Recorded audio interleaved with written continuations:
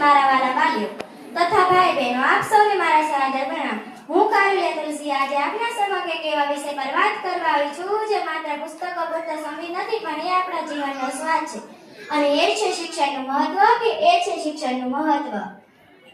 બીજની શરૂઆત હું એક નાનકડા ગઝલના શેરથી કરવા માંગીશ।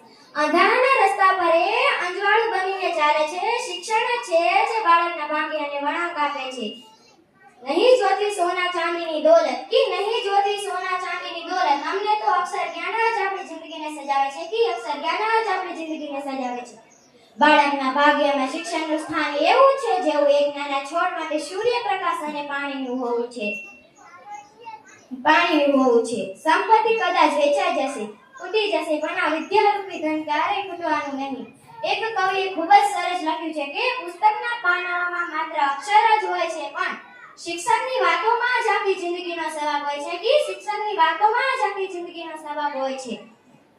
સંપત્તિ કદાચ વેચાઈ જશે, તૂટી જશે, પણ આ વિદ્યારૂપી ધન ક્યારેય તૂટવાનું નહીં। આજે પ્રવેશ ઉત્સવના પવિત્ર દિવસે જ્યારે નાના નાના ભૂલકાઓ શાળાના આંગણે પહેલું ડગલું મૂકી રહ્યા છે, ત્યારે મારે ખાસ વાલીઓને કહેવું છે કે જો તમારા બાળકને તમે સૌથી કિંમતી ભેટ જો કોઈ આપી શકતા હોય ને તો એ શિક્ષણ છે। શિક્ષણ જ છે જે આપણને આપણા સપના પૂરા કરવાની પાખો આપે છે। જ્યારે એક દીકરી ભણે છે ત્યારે માત્ર એક જ વ્યક્તિ નથી ભણતી, પણ આખો પરિવાર, આવનારી પેઢી ભણે છે। શિક્ષણ જ છે જે આપણને આપણી સપના પૂરી કરવાની પાખો આપે છે। હું મારી વાણીને વિરામ આપતા બસ એટલું જ કહીશ કે ચાલો આજે શિક્ષણનો દીવો ઘરે ઘરે પ્રગટાવીએ અને કોઈ પણ બાળક શિક્ષણ વગરનું ન રહે એવો સંકલ્પ ઉઠાવીએ। જય હિન્દ, જય ભારત।